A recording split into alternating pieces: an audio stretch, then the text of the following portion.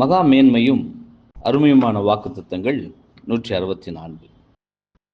அதிசீக்கிரத்தில் நீங்கும் லேசான நம்முடைய உபத்திரவம் மிகவும் அதிகமாக நித்திய மகிமையை உண்டாக்குகிறது.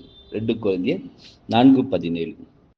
தங்களுடைய பொக்கிஷங்களை தற்போது பரலோகத்தில் சேர்த்து கொண்டிருக்கிற கிறிஸ்துவின் சபையாக தெரிந்து கொள்ளப்பட்ட அனைவரும் அதிகமாக நித்திய கனமகிமையை சுதந்திரிக்கப் போகிறவர்களாய் இருக்க, தற்போதைய காலத்தில் வரும் வினோதமான உபத்திரங்களில் காட்டும் விசேஷமான உண்மை மற்றும் வைராகத்தின் மூலமே பொக்கிஷத்தை சேர்க்க முடியும் என்று அப்போஸ்தலர் இங்கு தெளிவாக சுட்டி காட்டுகிறார்.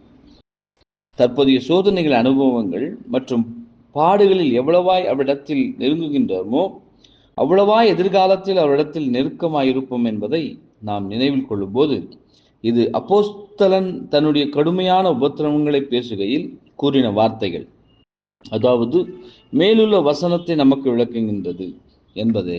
ஆமென்.